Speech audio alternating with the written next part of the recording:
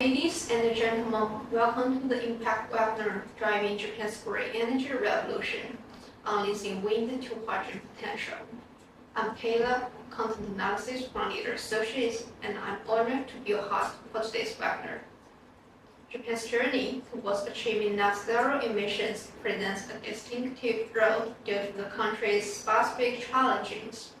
In pursuit of both energy affordability and independence, the synergistic combination of wind and hydrogen emerges as a potential solution for a particularly fast future. Similar to efforts in Germany and the UK, where hybrid projects involving wind, hydrogen, and ammonia are advancing. Japan is also exploring offshore wind for green hydrogen production.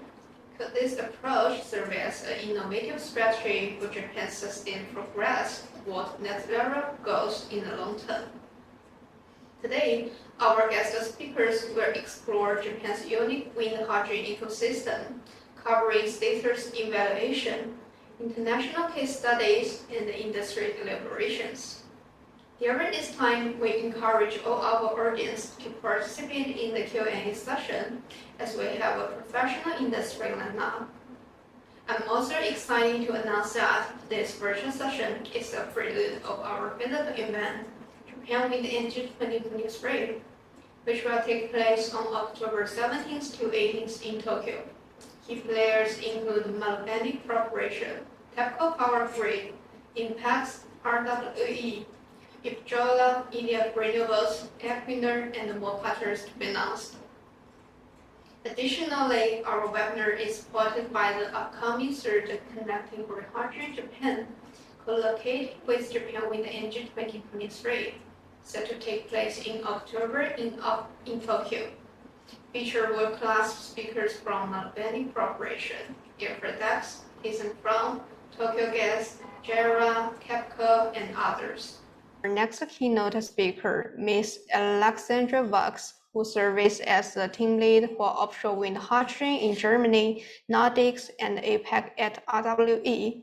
Ms. Vox will provide us with insights from an international case study, shedding light on the co-development of offshore wind and hydrogen. Ms. Vox, the floor is open for you right now. Thank you very much. Happy to be here. Thank you for the introduction and for the invite.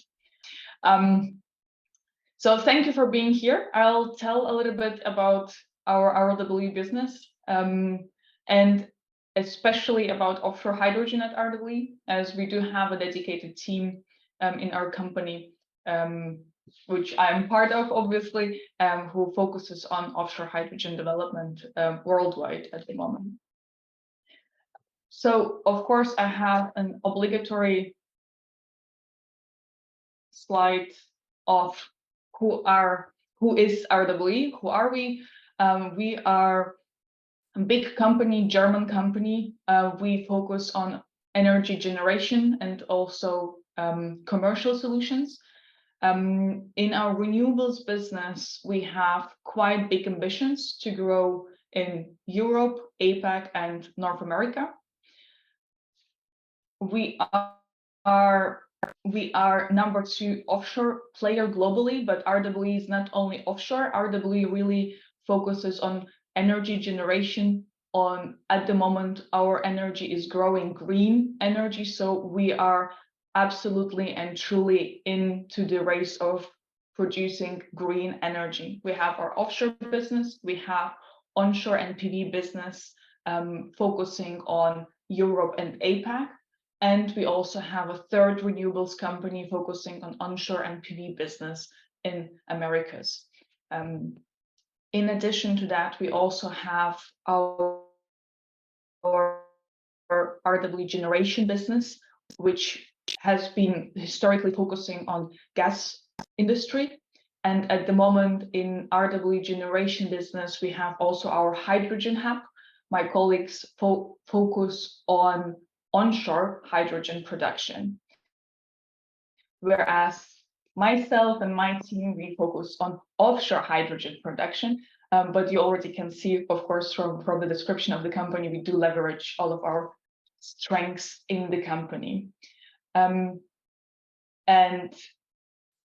we can, as RWE, basically, we cover almost the whole hydrogen value chain, except for transportation, yet to be fair. So we focus on green hydrogen. That's our only and main strategy in terms of hydrogen production. So we do have these 3 different renewables companies. It allows us to use green electricity.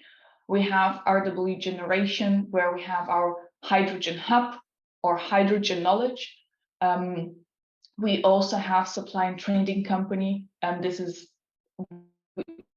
we are basically the biggest trader in Europe for energy. So this allows us to find commercial solutions for clients in the best way to serve these clients. And really, with the strength of the whole company, of the whole team RWE, we believe we are very well positioned to grow in the hydrogen business. And as you can see here, we do have a big growth of ambitions. We want to have 2 gigawatt electrolyzer in operations by 2030.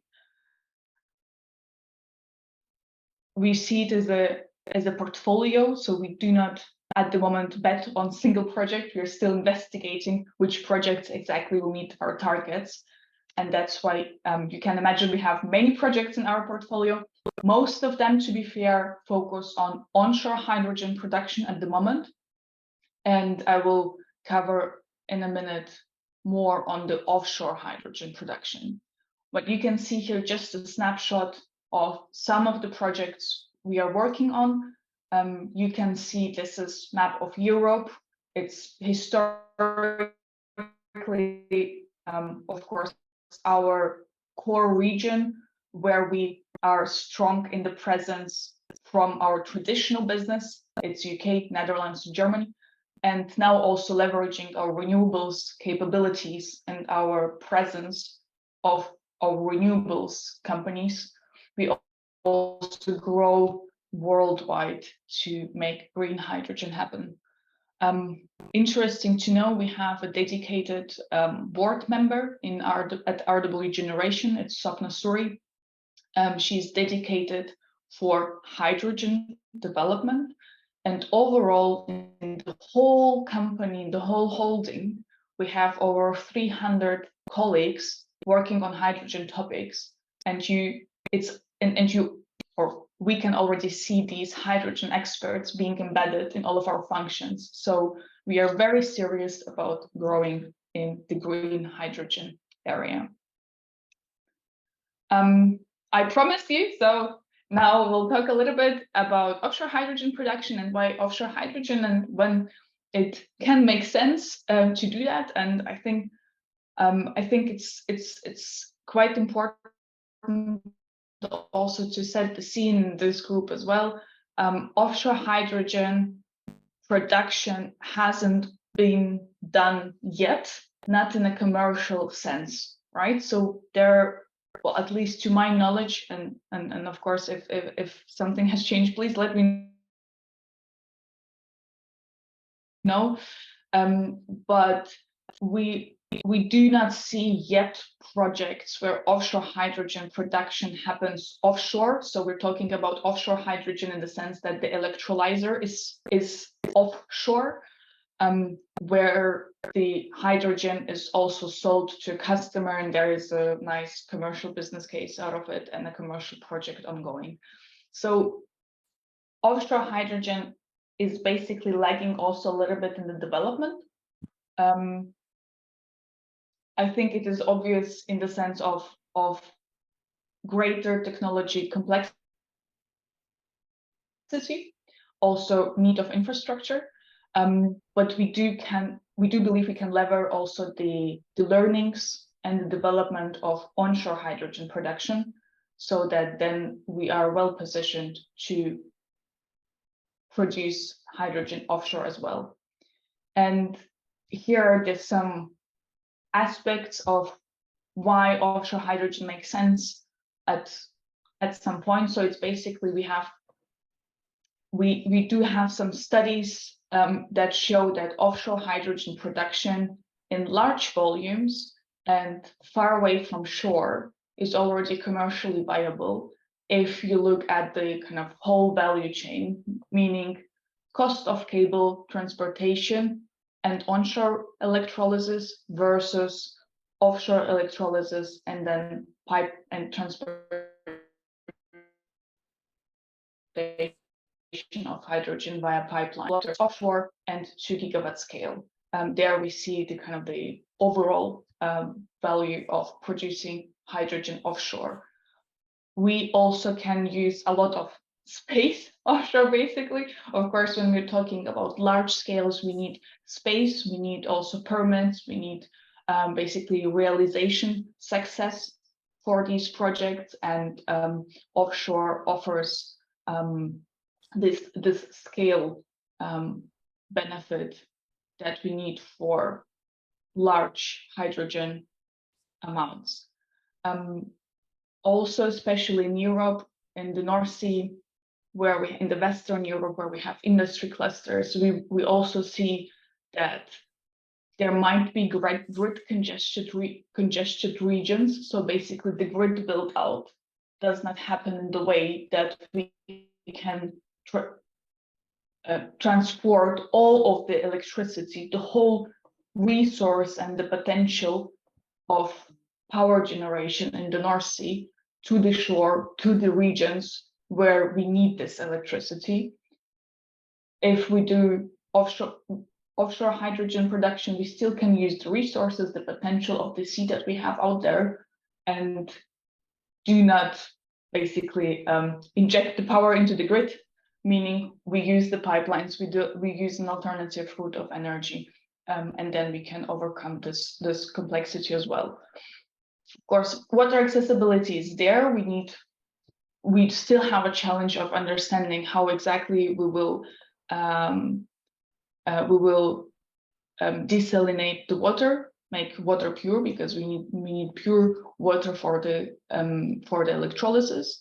But the water is there, it's accessible, and when you're talking again about scale, about big volume of hydrogen production, it might play a role. Yeah, I don't want to say it's the decisive factor, but we have a hypothesis that once we're talking about big volumes, that might be a differentiator, making our projects more successful or increasing at least the realization probability of the projects. In some areas, there are already existing pipelines, so we have existing infrastructure which we can reuse. There are studies ongoing at the moment, also by our partners, to see whether I think the question whether has been actually already answered, so I'm correcting myself. I think it is possible, but then the question, of course, if it's commercially viable and whether it makes sense to repurpose the infrastructure or to build new ones. So we are more in the business/commercial decision making at the moment.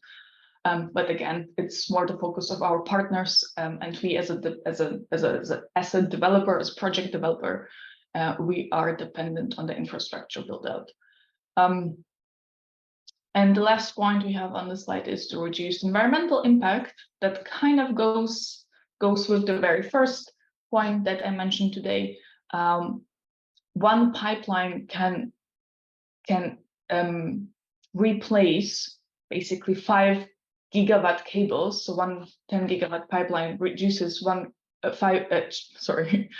2 gigawatt cables of electricity, which just from environmental point of view makes the process of laying the infrastructure a bit more optimal for the environment in the sea. So these are factors, hypotheses, and of course it is very case specific when it makes sense. So when talking about offshore hydrogen, I myself also believe we have to look at this option case by case, depending on the market, depending on the situation, because it's not either or. And I want to be very clear about it. It's not either offshore or onshore. It can coexist. It will coexist. And the question is, what is the most optimal solution for a specific case, situation, or client needs?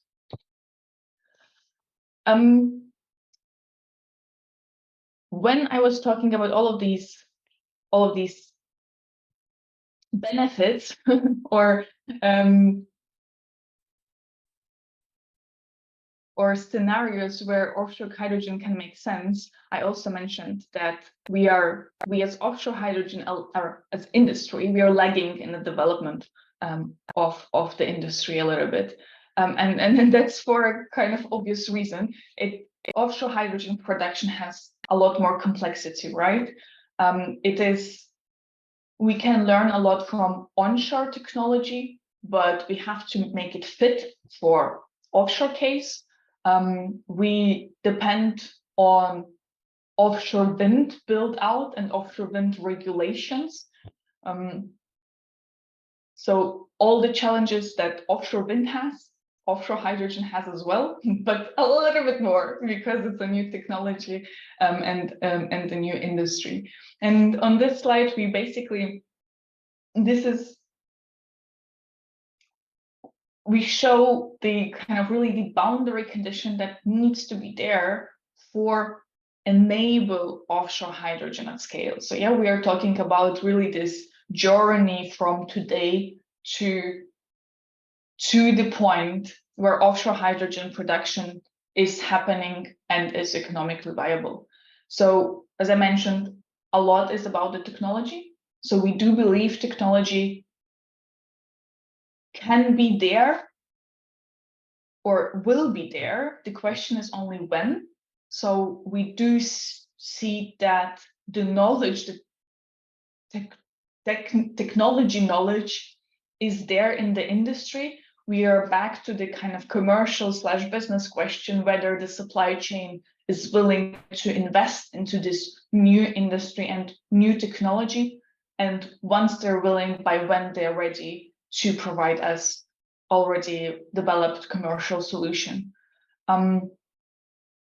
Also, when we have the technology, we produce power, we produce hydrogen offshore, but of course we need infrastructure in place, yeah, because it doesn't help me if I have a gigawatt scale project of hydrogen production, but I can't transport it to my customer. So infrastructure availability is a key word here. So there must be pipelines for hydrogen transport. Also, and for transparency, also offshore hydrogen is expected to be more expensive than onshore hydrogen production. And just for clarity, I'm always talking about green hydrogen, right? So just that we compare apples with apples. We expect offshore hydrogen to be still more expensive than onshore, also based basically on the LCOE, a levelized cost of electricity. Offshore assets are still a bit more expensive than onshore, as they're complex, they're bigger, they require more difficult O&M services. So we still do expect some deviations if you compare one to another. But as I said, I do believe it's not either or, it's an and. So the onshore and offshore green hydrogen can coexist together. That's why we still, to enable offshore, still when we are on this journey, we do believe that we need some support instruments from the governments if the government wants to promote offshore hydrogen production. And of course, what we need is dedicated areas for auctions, meaning we can produce offshore hydrogen only if we secure wind offshore generation, obviously. So all of the challenges of wind offshore, we're also facing. We need to have a system of permitting in place. But to be honest, there I'm quite confident. Also in Europe, we can build on offshore wind and adjust it for hydrogen. So there we are in a dialogue with authorities to get there. And interesting, and the last point is the further outlook for offshore hydrogen build out. It means basically, once we have an opportunity for offshore hydrogen, it doesn't help us if it's just this one opportunity. We also need to have commitment plan by governments, by the industry, that there will be further opportunities for offshore hydrogen. Because when there are further opportunities, because when the industry, when the market sees this opportunity as really an emerging market, then we are back again at the very first step. And then the supply chain is ready and willing to invest into this new technology. So everything is really connected to each other.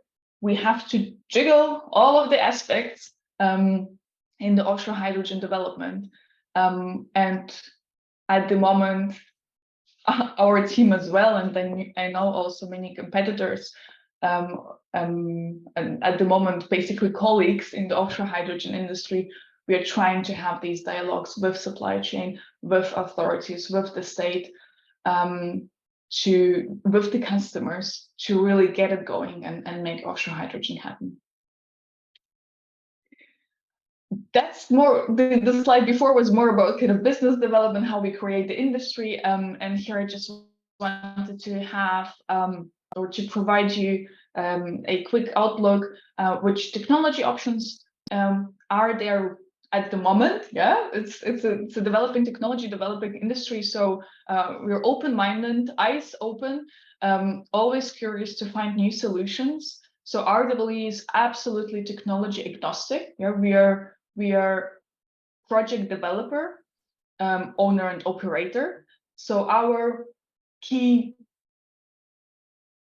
goal is to find the best technology, the most viable business case, and make it happen, right? So at the moment, the scenarios or technical concepts that we're looking at is, of course, the onshore electrolysis, which is basically you have the offshore wind farm, but you then connect the offshore wind farm with cables to the shore, and you produce hydrogen onshore. This technology is already there. Yeah, you can do it. You can execute it already, basically in a project as of today. The other concepts are you produce hydrogen offshore, and this is where we, as RWE at least, talk about offshore hydrogen. You produce hydrogen offshore, and then you transport the hydrogen via pipelines to the shore. And there, as I said, we believe that the longer the distance, the greater the scale, then it is overall more economically viable for the society to do so. Offshore hydrogen production can be also central and decentral. Central, it means the offshore wind turbines are connected by a cable to a central platform, and hydrogen production happens on the platform. And decentral solution is where hydrogen production happens on the turbine itself. And interestingly, in this decentral solution, we are also looking at different options where the turbine produces only hydrogen, so we increase our efficiency, or it produces electricity and hydrogen, less efficiency, but more flexibility. Right, so all eyes open, all concepts open. In all projects that we are at the moment exploring, we're looking into both, with the hope that we make educated decisions and the best ones for our project. However, as I mentioned, this hasn't been done yet. So that's why we do believe in a need of a stepwise technology development. It means that we support really stepwise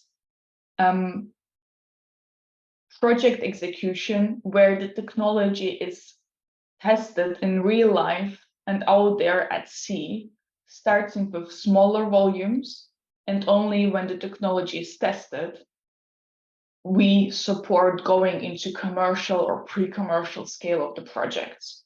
And on this slide, you see basically kind of our high-level plan that we are at the moment looking into pilot solutions where we, together with our technology partners, can test the technology at sea before even going into really big offshore projects. We are at the moment looking into opportunities to have a demonstrator. We are talking then about around 3 turbines that we want to test. And then in the third step, you see here AQS, it stands for the aqua sector, and H2OBZ. These are 2 projects. Aqua sector is a project in Germany. You see the first picture. That's the picture of the maritime spatial planning of Germany, where Germany already dedicated a site in the German North Sea, which is dedicated and will be tendered for offshore hydrogen production. So we know for sure an auction for the site is coming, and this site won't be even connected to electricity grid. So this project in Germany will be the first to test offshore hydrogen production. At the moment, the whole site is 1 gigawatt. We very much hope it will be split into 2 or 3 sites to decrease the volume, because, as I said, that will be the very first project to really do offshore hydrogen production, at least in pre-commercial scale. And there we really still believe we need to do it step by step in smaller amounts, and well, around 200-300 megawatts, that would be something we will be interested to participate in. So Germany has announced a site for offshore hydrogen production, and also Germany, we know it from the ministries, and ministries are very open and talking about this in public. They support and push now the pipeline, offshore hydrogen pipeline project, together with countries around the North Sea, so that there will be a big offshore hydrogen pipeline in the North Sea, which will be connected to this offshore hydrogen area and will hopefully bring the offshore hydrogen to Germany into the German hydrogen network onshore. So the people who are listening very carefully understand that this is, of course, absolutely essential for us as a developer, because it gives us a confidence that there will be infrastructure. That's why we are eager or interested in exploring participating in the auction, because infrastructure will be there. We can get our hydrogen to customers. It gives us an outlook for further offshore hydrogen build out, and gives us as a developer also, or provides the interest or heats up the interest into this industry and developing this topic. Very similar development happens in the Netherlands. They benefit of existing oil and gas pipelines. So they're Netherlands especially are the country really looking into repurposing the infrastructure. H2OBZ is a project by us and Neptune Energy, where we investigate in bidding for a site which the Netherlands call the demonstration site, again around 500 MW, and explicitly for offshore hydrogen production. So these 2 are the very first projects where we expect us to participate in an auction process for a site for offshore hydrogen production.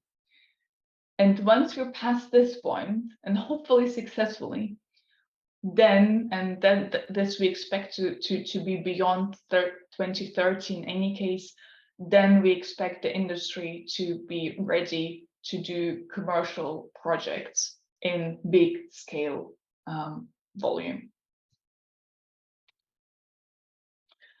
Here I brought a slide of the North Sea.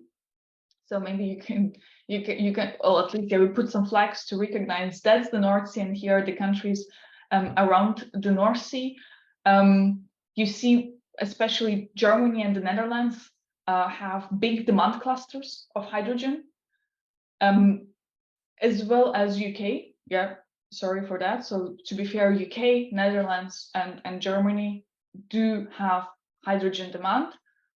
Norway, Denmark, bit less so. So we expect Norway and Denmark to be hydrogen exporters. And ideally, and by we, I mean the European countries around the North Sea, we come up with a solution how we can really utilize the North Sea in the most efficient way, that we have one big pipeline connecting all the markets, that we can use the resources of the countries who have the sites in the North Sea, good wind conditions, to produce electricity, but also hydrogen offshore. We have a big pipeline connecting all of these sites, and then we can transport hydrogen to the demand centers. And as I mentioned before, and this slide is a little bit older, as I mentioned before, we do have, at the moment, we see Norway and Germany collaborating very closely on offshore hydrogen pipeline. We also know that Germany is very serious about Aqueductus project. That means offshore hydrogen pipeline, basically in the very north part of Germany, transporting hydrogen to shore. We know that Scotland would be interested in exporting its hydrogen as well, and Netherlands importing it. So at the moment, it's really about collaboration of all countries, of all players, developers, supply chain, state, gas TSOs. So we literally need everybody to cooperate and to work together to make it happen. And that's our daily work. Also as a developer at RWE, and we support these initiatives very, very strongly. But yeah, thank you for having me, and I hope I provided you some interesting insights on what RWE as developer is doing in the offshore hydrogen space. Thank you, Ms. Box. Thank you very much for your very informative sharing and your presentations, whereas we will update on our webpage so our audience can see your whole presentation. And just a quick, we also have a question for you. Hope you're willing to share it with us. The question for you is: collaboration between government, industry, and local communities is crucial for successful projects. Can you share insights on how RWE approaches collaboration and engagement with various stakeholders in offshore wind initiatives, in offshore hydrogen initiatives? Absolutely. I can maybe use the example of Germany. In Germany, we do have even Offshore Hydrogen Association. So it's an initiative of many players in the industry. It's called Aquaventus. And Aquaventus is initiative connecting everybody. And we as RWE trust them very much. We are active members, and we support Aquaventus very closely in their daily work as well. So this shows how the whole industry, and by whole industry I mean really the whole competition, all developers, competition for us obviously, all developers come together. We have our round tables and we discuss about the industry challenges and how do we see them, how we can find solutions, and how to overcome these challenges.